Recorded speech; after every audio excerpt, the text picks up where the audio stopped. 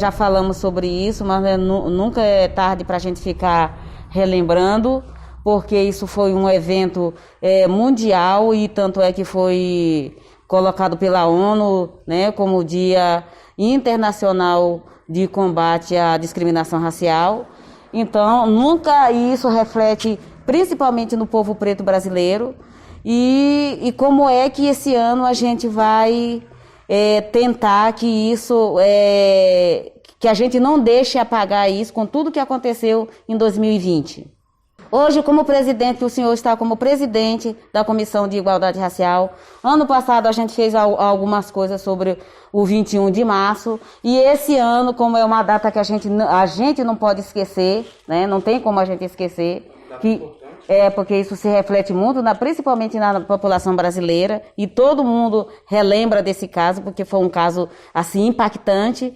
E esse ano, então, como é que a gente vai fazer até para isso se prolongar durante todo o ano de 2021. É importante a gente lembrar também que na história em si, um grupo de cerca de 20 mil pessoas lutando pacificamente, combatendo a intolerância, lutando contra o sistema do apartheid, e aí determinado grupo de policial realmente começa a atacar um determinado grupo de pessoas, onde 69 pessoas foram massacradas, não existe uma palavra diferente para a gente falar com isso.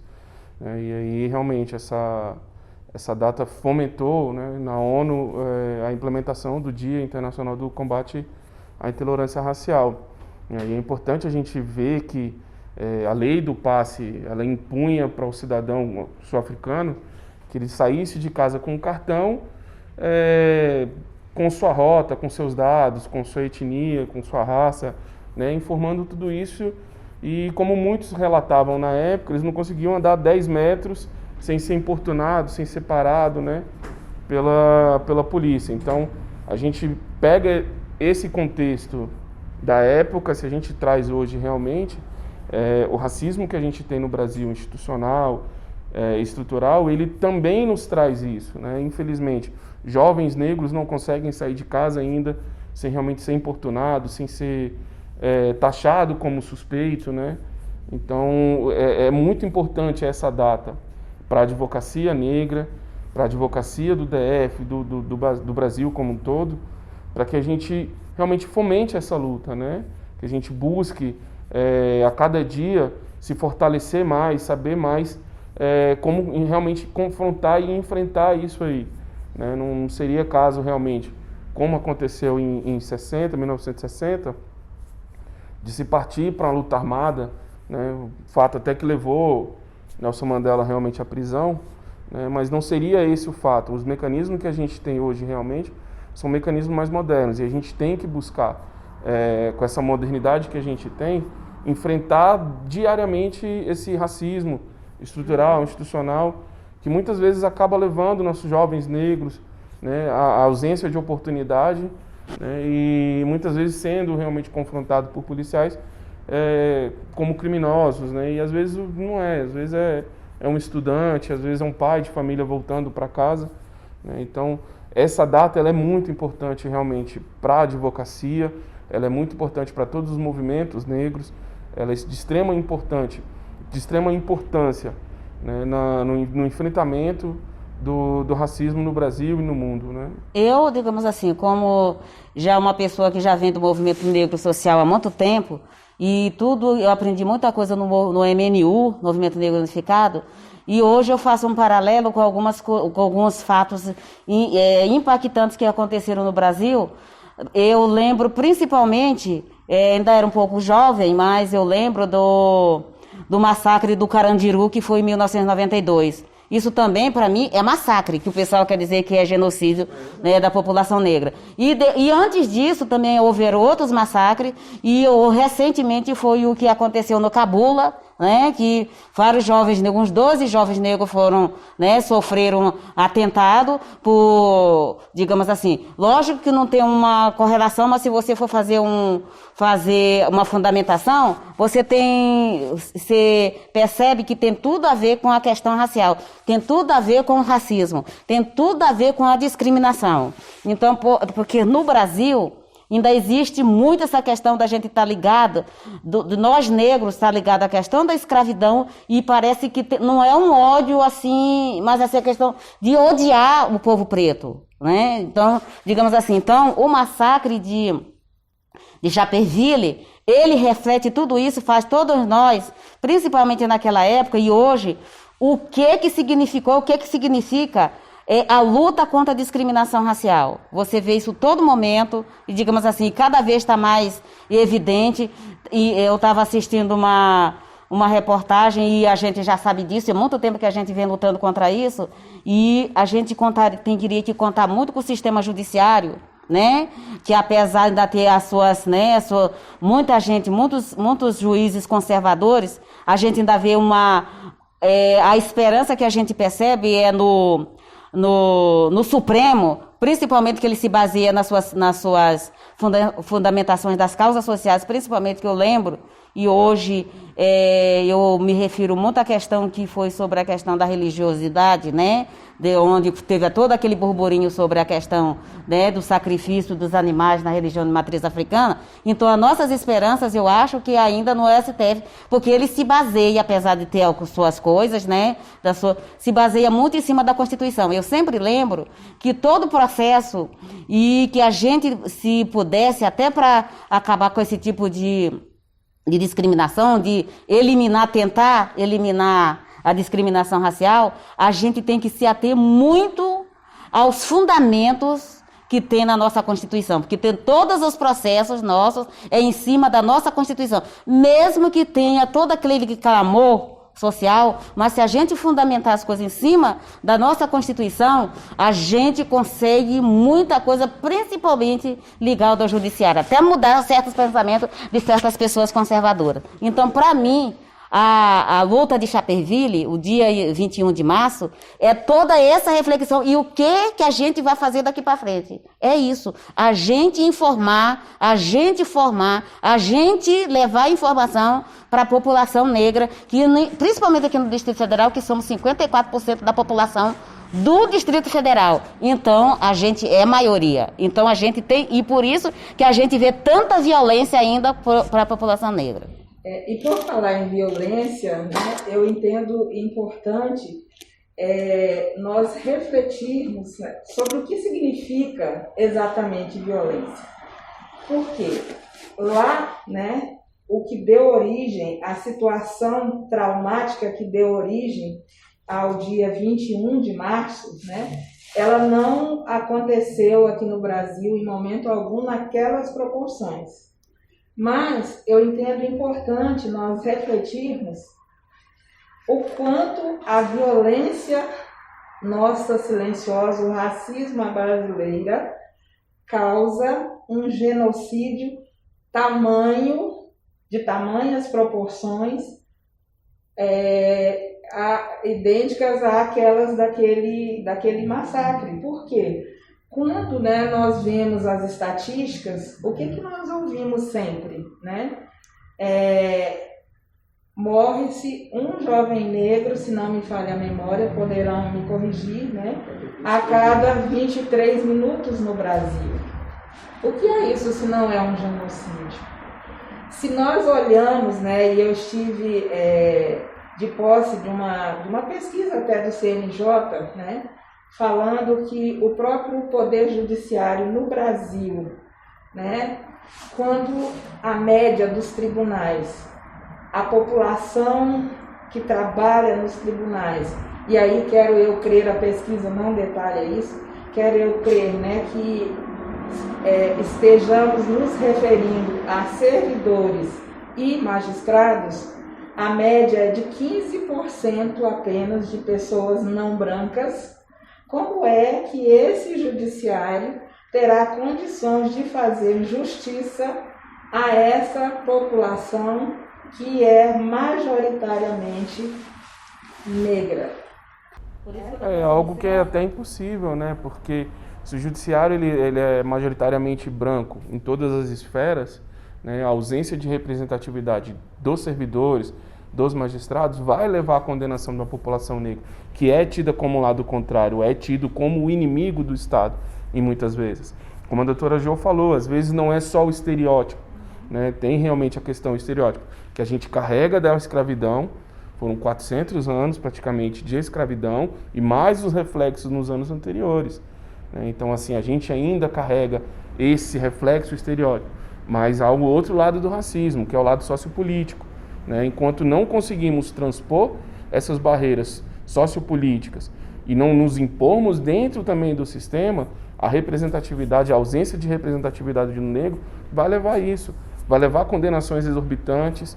Majoritariamente, o sistema carcerário é composto por negros, né? Recentemente saiu uma pesquisa também falando sobre os erros de condenação baseado em fotos.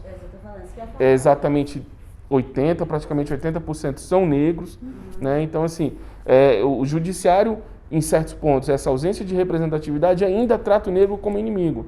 E nós não somos inimigos do Estado. Simplesmente o que buscamos são os nossos lugares de direito. Buscamos, assim como em Sharpeville, que eles lutaram contra o sistema de segregação, que impedia o direito de ir e vir, que não permitia entrar em qualquer bairro. Para eu entrar num bairro de brancos, majoritariamente, eu tinha que pedir autorização. Então, enquanto a gente ainda tiver esses tipos de reflexo ainda, de uma época passada, onde o negro era um ser, um indivíduo sem direitos, né, a gente ainda vai continuar tendo esse tipo de absurdo contra a nossa população. Tanto é que quando o doutor Beto fala sem direito, que a gente fica sem direito até de viver, né? Então, em função disso, tá aí uma das coisas assim que quando eu tenho muita preocupação, o que a gente vai fazer daqui para frente. E eu acho que um dos grandes passos foi o que, através da Comissão de Igualdade Racial da OAB fez, né? Foi dessa questão de você colocar os 30%, né? Digamos assim, eu acho que a OAB foi, principalmente que a gente começou a luta falando sobre isso aqui, foi para a OAB Nacional. Como é que a gente, eu fico pensando aqui até para a gente pensar e jogar isso para a sociedade e para os nossos colegas, nossos pares.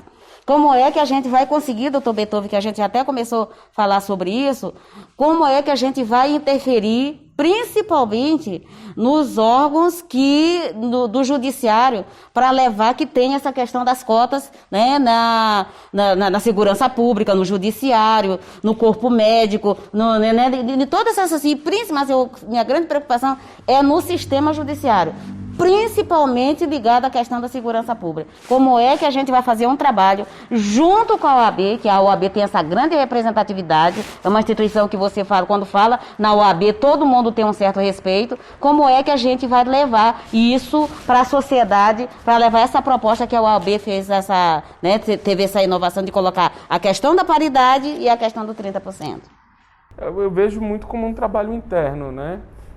Boa parte é um lado pessoal realmente do negro que já está lá dentro, ele se assumir como negro, ele reconhecer que ele é negro e ele começar a trabalhar junto com seus pares internamente para que o órgão tenha essa visão. O CNJ já trabalha nesse sentido.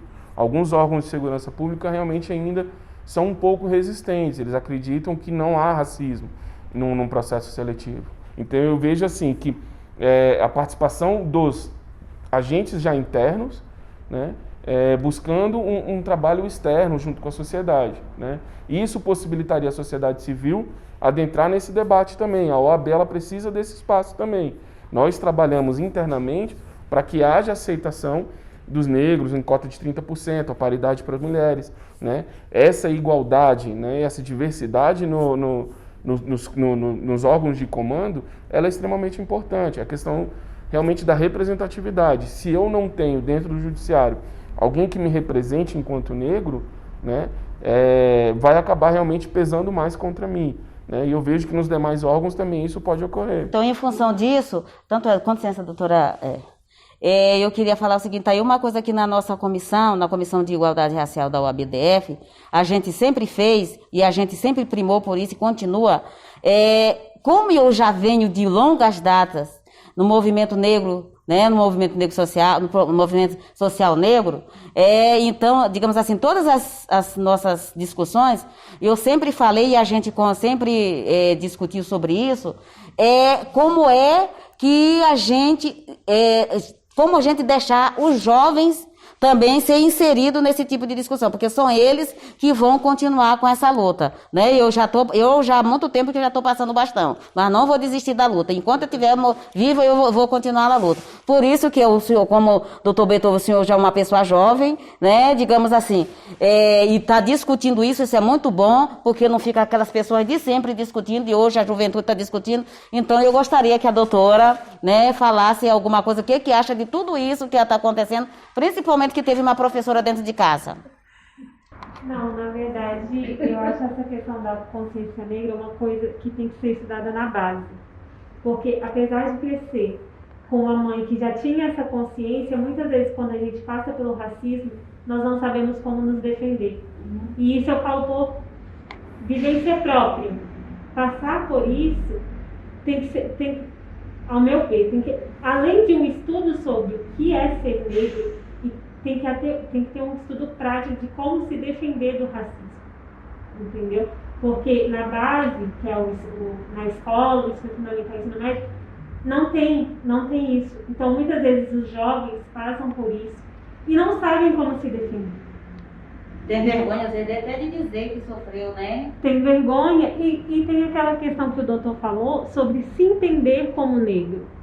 Entendeu? Porque numa sociedade como a nossa, o simples fato de você ser um pouco mais claro, não ter tantos fenótipos, muitas vezes você não é considerado negro até determinado momento. Quando você passa a ter certos privilégios ou não, você começa a sentir o que é ser negro e como aquilo vai influenciar durante a sua vida toda. Então, realmente, esse estudo na base é muito importante. E a prática de como se defender, como se colocar como uma pessoa negra e como você pode se expressar, sabe? Por falar em violência, a violência que deu origem, né, ao 21 de março, eu gosto sempre de instigar a mim mesma e as pessoas a uma reflexão sobre o que é ser violento e o que é violência. Será que violência realmente é aquela violência do massacre que causa uma comoção mundial, uma comoção local? Ou será que está na hora de avançarmos e perceber que no Brasil há uma violência silenciosa que causa um massacre da população negra, principalmente dos jovens negros? Sabemos, né, que a cada 23 minutos um jovem negro é morto de forma violenta no Brasil. Então, mas o racismo é uma violência? Então, dessa forma, esse nosso racismo, né, que não chega a impedir, entre aspas, né, que as pessoas se locomovam, isso não é uma violência que causa, provavelmente, pelo menos segundo o que eu venho refletindo, um massacre, uma exclusão que causa um sofrimento bem maior do que o massacre que causou. Eu não quero, de forma alguma, diminuir a importância das 69 pessoas que foram massacradas naquele 21 de março. Mas, aqui no Brasil, considerando que a cada 23 minutos um jovem negro é assassinado, hoje, 21 de março de 2021, quantas vezes 69 pessoas pretas foram assassinadas no Brasil? Ou foram impedidas de se manifestarem? Como seres humanos que têm muito a contribuir com a sociedade. Por que a bala perdida sempre acerta a pele preta? Então não é perdida, ela é direcionada. Ela é sempre direcionada, né? A gente nunca vê, são crianças, são trabalhadores, são jovens. Uma loira criança ter sido vítima de uma bala perdida. 80 tiros numa pele preta foi algo sem querer, algo impensado, algo imaturo, algo, sabe, tipo, acaso, coisas do acaso. 80 tiros por acaso não é acaso. As pessoas são condenadas sem terem cometido crime nenhum, só por convicção, que pode ser convicção racista, digamos assim, pela fotografia. Engraçado, nunca vi pelo menos me mostra alguém que tenha algum branco que está cumprindo pena só pela fotografia dele branco, que ele era suspeito. Não, porque chefe de facção branco no Brasil sai pela porta da frente. É isso que eu estou falando, então, digamos assim, então isso aí não é um racismo estrutural, institucional? Inclusive, o que mais me chocou nessa reportagem, é lógico que já tínhamos conhecimento dessas condenações com base, né, em descrição, em fotografia. Houve uma época que tinha o retrato falado, eu ainda sou, aos meus 62 anos, sobre um tempo que havia o tal do retrato falado, né? Quantas pessoas negras foram condenadas, e até eu tenho na memória o caso de uma pessoa que chegou a ser linchada por supostamente ter sido o autor de um crime que causou uma comoção numa determinada cidade, no interior de Minas, e o linchamento se deu pelo retrato falado. Depois descobriu-se que não era, aliás, a pessoa nem negra era a causadora, né, do fato que causou a comoção naquela localidade. Então, o que mais me chamou a atenção, a doutora Jo falou sobre o judiciário, sim, me incomoda, mas até que o processo chegue ao juiz, houve uma persecução penal antes. E o que me chocou na reportagem sobre as condenações, né, com base nas fotografias, foi a resistência dos presidentes das associações de delegados e do Ministério Público, né, entenderem que não, está tudo bem, que não é desta maneira. Então, aquilo me chocou, e eu entendo que é preciso, como a doutora Laura falou, é preciso um trabalho muito firme de conscientização e de responsabilização. Vermos como é possível, né, uma autoridade que representam categorias essenciais à justiça se posicionarem de uma maneira irresponsável e daquela maneira. A impressão que ficou para mim é tipo assim, quer dizer, a palavra do branco acusador é o que vale. Foi uma pessoa tanto, né? Foi uma pessoa branca que disse que era assim, então o que interessa é a pessoa branca, o que interessa é a palavra do branco que falou que era uma pessoa desse jeito. Independente se a gente não vai fazer mais investigação, né, a polícia não tem mais obrigação de fazer tudo isso. Se o próprio promotor, o próprio procurador pensa desse jeito, imagina o que o delegado pensa. Né? O que o delegado vai fazer então? Ele tem um respaldo. Se cabe ao Ministério Público fiscalizar as polícias, e se ambos pensam dessa maneira, que tipo de instrução criminal chegará ao Poder Judiciário? Enquanto não combatermos o racismo estrutural na sua base, né, isso continua acontecendo. São condenações baseadas em indícios. Isso fica bem claro no texto dessa reportagem, que são baseados em indícios. Né? Essa é a fala dos promotores, é a fala dos delegados, né? E o Código de Processo Penal ele prevê isso, a condenação por indícios. Né? Há realmente a confrontação, só que nesses casos fica a palavra de alguém que leva que é aquela pessoa negra que está na foto, que é reconhecida, há muitas vezes não é reconhecido também, simplesmente pega, fala que é aquele indivíduo e dá sequência realmente na persecução penal. Né? E aí o que pode ser realmente estranho é a fala do promotor, que vai ser acompanhado pelo juiz. O juiz vai acompanhar o que o Estado está falando. Ali o promotor está representando o Estado. Se o Estado está falando que aquele jovem negro foi o que roubou um celular, foi o que traficou, foi o que assassinou, ele vai ser condenado, independente. Ele pode falar o que ele quiser. Ele pode tentar provar o que ele quiser. Agora imagina, não é diferente da lei do passe, você tem que tirar a foto do local que você está. Para poder... Eu tenho que provar, eu tenho que produzir provas, a álibi de que eu não estava num local cometendo crime porque eu estava na igreja, porque eu estava trabalhando em cima do poste, eu estava no hospital com a minha filha. Que eu fiz. Então, para você ver, então, o massacre Assim, continua. Ver que tudo isso continua. O reflexo que a gente tem de 1960, na África do Sul, ela ainda reflete aqui no Brasil. de uma lei criada na África do Sul em 1945. A diferença é que o racismo ele se monta de uma forma tão inteligente que ele acaba envolvendo a gente nisso, numa esfera obscura. Por isso que aquela juíza disse como é que é, pela cor dele, pela raça dele, ele era provavelmente o culpado. Era Curitiba ou Santa Catarina? Como é que era o nome? Pois é. Assim, ela tenta justificar realmente que assim, ele estava num grupo de criminosos brancos e o fator dele ser negro fez ele se camuflar. Né? Pode realmente ter esse sentido para ela, mas não é, o sentido não é esse. Né? O sentido realmente pelo fato dele ser negro, ele estava ali participando e ele tem que ser condenado, independente se a participação dele foi máxima ou mínima. A pena, inclusive, é desproporcional, mesmo que se tivesse caracterizados todos os elementos do tipo para a punição dele, né? Quem lê a sentença constata que a pena foi desproporcional. Desproporcional. Ele não tinha o domínio do fato, não era ele o autor, né? Eu acho que a OAB ela tem que sair de dentro de casa, ela tem que entender o papel realmente social, né?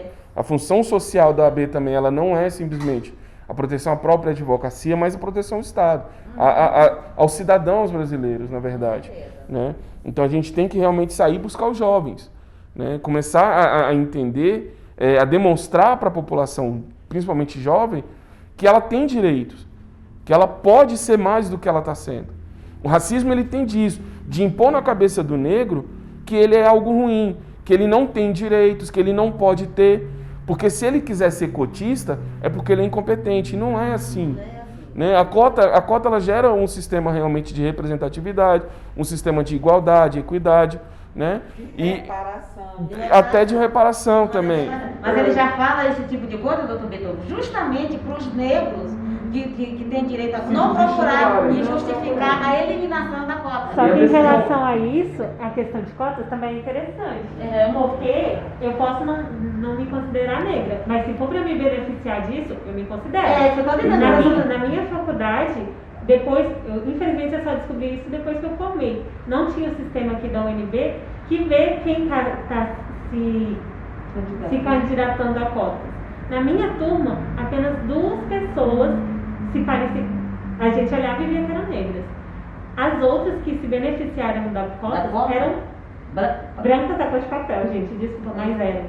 Então, assim, é muito fácil falar que eu não sou negra, mas na hora de beneficiar da cota, eu me considero negra. Meu avô é negro, meu tataravô, entendeu? Então, eu acho isso um absurdo, porque o racismo, ele chega a ser ridículo.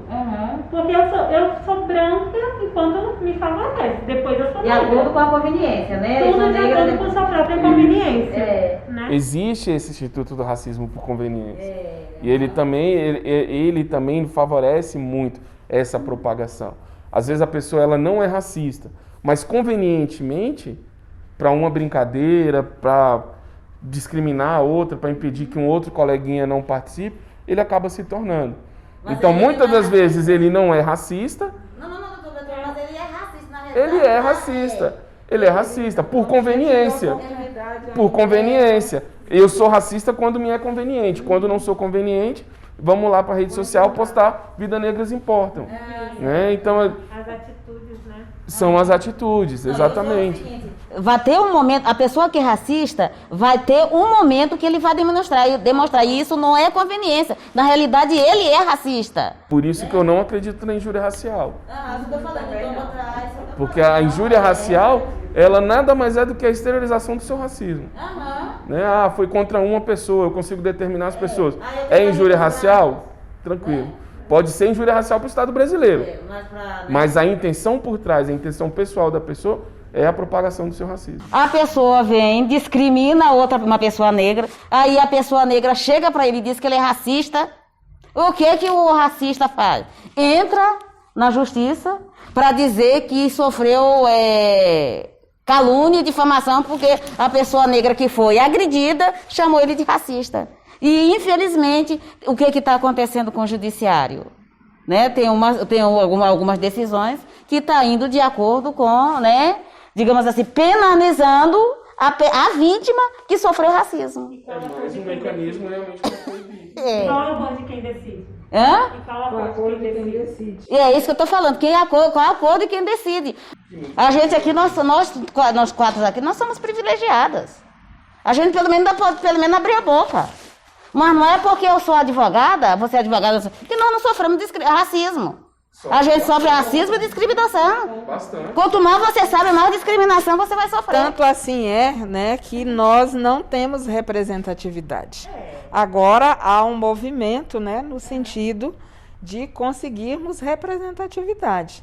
Mas até então, e há muito duras penas, né, que se conseguiu as cotas, que são, a meu ver, né, uma necessidade tardia, né? Como é que é assim, uma necessidade tardia?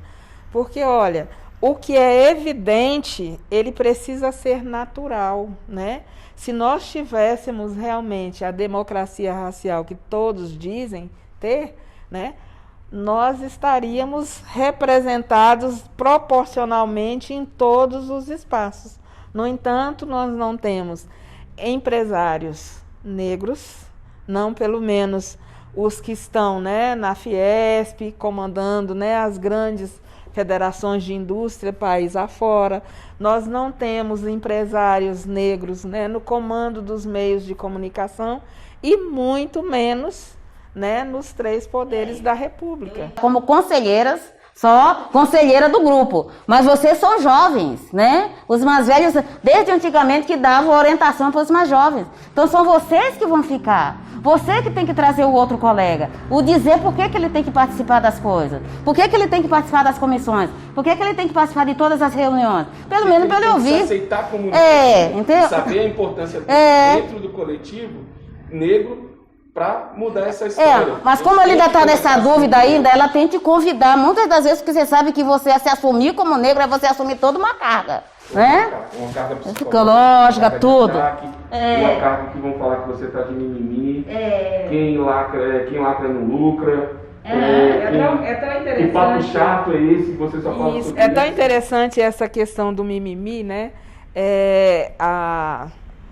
A colega que minha filha sabe, né, de uma dor assim muito grande no momento que eu tive que fazer uma escolha em relação a uma amizade que eu tinha, né? Por que isso? Porque a amizade é uma amizade de longa data, de parcerias muito interessantes, né? Mas quando eu pedi a essa pessoa, né, numa discussão como estamos aqui, um bate-papo, né, pedi a essa pessoa que refletisse sobre os privilégios da branquitude dela, ela falou: opa, você também vai começar com esses minimis. Foi na época das cotas, da decisão das cotas para a universidade, né? No Supremo. E aí nós fomos conversando e eu percebi o quanto há um abismo entre o que nós sentimos e o que eles percebem. Por que isso? Né? Aquela pessoa, ela achava, né, e já tinha me falado uma vez muito feliz, né? Olha, eu consegui cidadania europeia, porque não, né? E aí, nesse dia, eu falei assim para ela: olha, naquele dia eu celebrei com você, né, tantos anos atrás, e eu fiquei refletindo, né? Eu não tenho como saber as origens dos meus tataravós. Eu não tenho. Porque deliberadamente a sua etnia, né, que eu me recuso a falar raça, né, a sua etnia queimou todos os documentos que poderiam me levar ao conhecimento da minha história. Ah, mas isso é passado. Falei: não, é presente. Na posição em que você se encontra na sociedade, Quantas vezes você, com o seu poder de liderança, deu oportunidade a pessoas como eu, que vieram, né, de onde eu vim? Quantas vezes? Me diga. E aí virou aquele desconforto e a nossa amizade rompeu-se.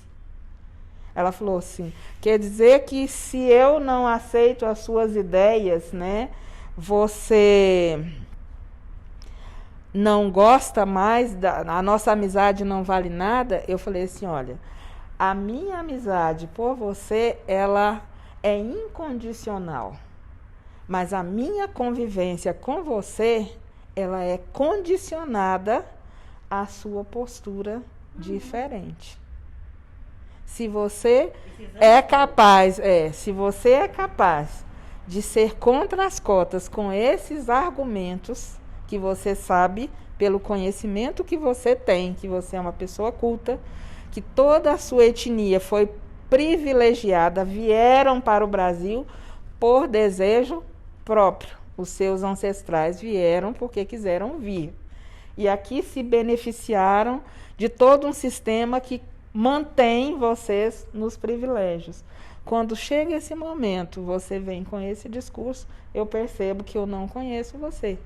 E você não me conhece. Então, realmente, a nossa convivência não tem por que persistir. A doutora Jo fala isso muito bem em um vídeo também, né, de você se impor como antirracista no meio dos seus. Né, e você falar, olha, o seu pensamento é um pensamento racista. Né? A gente tem muito disso, assim, muitos amigos, muitas pessoas próximas, realmente que não tem essa compreensão, né, de que o pensamento dele é um pensamento contaminado pelo racismo estrutural, né, e não tem essa consciência de reconhecer que realmente ele sofre privilégios, né, que ele é beneficiado de privilégios, né, e que o colega negro, um amigo negro não é, que o amigo negro muitas vezes passou por diversos traumas, diversos problemas sociais para tentar conseguir alcançar um lugar e às vezes assim ainda assim ainda carrega essas dores do passado, né? Como ela falou, só conhece o racismo quem realmente passa por essa dor. E às vezes a gente tentar explicar para alguém que não conhece isso é algo muito difícil. A amizade não era consistente, a amizade era certos interesses que haviam. Enquanto ela podia usufruir de certas coisas, ela ficou só amizade. Quando você contestou certas coisas, confirmou certas coisas, aí acabou a amizade. E também acabou a amizade porque o que ela queria conseguir de você, ela já conseguiu. Então, aí sempre tem que arrumar alguma desculpa, né? E esse foi o X do problema, porque tem certos momentos que eu percebo que certas amizades que a gente tem, principalmente do lado dos privilegiados, ele só está perto de você enquanto ele tem certos interesses. Enquanto você o beneficia, ele está junto com você. Depois que vê que não tem, aí sempre tem alguma desculpa. Sempre arranja alguma coisa. Se você for ver a história, até eu falo assim, até dos privilégios que eles tiveram em cima da gente, até descrever a nossa própria história, e hoje a gente percebe que está muito acirrada até a questão racial, é que durante séculos, os brancos que sempre escreveram a nossa história, do jeito deles. E hoje, doutor Beethoven, como a gente está escrevendo a nossa história, eles também estão ficando emputecidos, então eles estão se afastando da gente, porque eles não têm história deles para contar. A única história que eles têm para contar é a Casa Grande Central, né, que nós contestamos a história, só que não tinha voz, né, para fazer isso ecoar. E hoje, com a internet, todos nós que quisermos podemos. E aí, então nós emputecidos ainda. Se pintaram na história como os grandes senhores. Com certeza. E hoje, né, doutora Laura, a gente está descobrindo. A gente está descobrindo, até porque eu agradeço que eu cheguei na era da tecnologia, que a gente está descobrindo que nós nunca fomos descendentes de escravos. Nós somos descendentes de reis e rainhas. Os únicos povos que são descendentes de reis e rainhas é o povo preto. Então, era isso que eu tinha para dizer. Então, o que a gente vai fazer para frente? Continuar lutando, continuar buscando, continuar buscando união. Eu acho que enquanto os negros não se unirem de fato, né? E eu sempre falo isso, não é se unir para violência, é se unir com inteligência, né? Isso a gente tem, Buscar um espaço e trazer os negros comigo para esse espaço. Escolher, eleger governantes negros, governantes que vão nos representar quando estiverem dentro da Casa Legislativa. Né? A gente tem que realmente começar a pensar nisso. Começar a pensar numa rede negra, né, trabalhando em prol dos negros. Né? Não é um sistema separatista. Né? Muitas vezes, quando se fala em questões raciais, muita gente olha o mundo em 2D, né? Preto e branco. E a ideia não é essa. Né? Luther King falava muito sobre isso. Né? Eu não tenho que separar. E essa foi a ideia principal de Malcolm no começo. Mas eu não tenho que separar brancos e negros e viver num mundo realmente separado. Há que haver uma convergência, há de haver realmente um sistema onde negros possuam os mesmos direitos e gozem dos mesmos direitos que os brancos. Essa é a ideia central da nossa atual Constituição. Ela não afasta isso, ela não favorece brancos e não coloca os negros num sistema de superveniência. Não somos supervenientes assim, ao ponto de ter que realmente continuar servindo, né, a massa branca majoritariamente dominante. Somos maioria. Somos mais de 54% da população nacional. Então a gente tem que realmente compreender que nossos representantes têm que ser negros. Eu posso comprar de um comerciante negro, eu posso comprar também de um comerciante branco, mas eu também não tenho que extinguir um comércio de um negro porque eu tenho na cabeça que o negro ainda é ruim. Isso é um reflexo do racismo estrutural. Muita gente ainda carrega isso. Não vou comprar daquela menina porque ela é negra, o produto dela não é bom. Né? Não vou comprar o bolo dela porque o bolo dela não é bom. E aí vem com aquela ideia de tia Benta depois. Fala, olha, vamos comprar daquela velhinha bonitinha ali porque o bolo dela deve ser gostoso. E quem fazia era a tia Anastácia quem estava fazendo o bolo. Eu tive a oportunidade, eu não me lembro agora o nome da pessoa, mas uma professora da Universidade Federal de Santa Catarina. E ela disse que muito incomodada com um embate que ela teve com uma amiga sobre a questão do racismo, né? E até então ela não havia pensado o racismo como um sistema, como uma estrutura, né, que se perpetua. E ela disse falou que como ela tem por hábito, né, duvidar das certezas dela, ela ouviu aquela amiga, num primeiro momento ficou indignada e depois ela falou, vou a campo, eu sou uma pesquisadora, eu preciso ir a campo. E por onde eu vou começar a minha pesquisa? Ela falou, dentro de casa. E aí ela relata, não sei se os senhores tiveram a oportunidade de ver essa palestra dela, ela relata a primeira semana do filho dela na escola, no colégio de aplicação ligado à Universidade Federal de Santa Catarina. Aí ela disse o quê, né? Que ao chegar, né, com o filho, criança ainda na pré-escola, ela notou já duas coisas que essa amiga dela havia falado do lugar do negro que a sociedade reserva e os privilégios, né? Aí ela notou o seguinte, quando ela chegou com o filho pequeno, né, na porta da escola, havia a professora e a auxiliar da professora e já foi apresentada a diretora assim, ó, essa daqui é a professora fulana, este aqui é o fulaninho, filho dela, e essas daqui são as tias, fulana tal, fulana tal. E aí, isso foi ao longo de todo o percurso, ela apresentando pessoas pelo nome, até chegarem à sala de aula da criança. Só que, até chegarem à sala da criança, eles encontraram no caminho o porteiro, que era negro, e ninguém falou nada do nome dele. Aí encontraram uma senhora negra limpando o chão, não falaram nada sobre aquela pessoa, e a merendeira da escola. Só foi falada, essa é a tia que faz a merenda. Nenhuma dessas outras pessoas negras foram nominadas. Nenhuma. E não foi apresentada também. A gente precisa realmente começar a trabalhar junto à sociedade para que esse tipo de atitude não se propague. Né? Para o trabalhador que está ali limpando, que está ali fazendo a merenda, né? Que é o porteiro, ele foi conduzido aquilo dali de uma forma tão cruel que aquilo dali para ele vai ser o melhor que ele vai poder ser.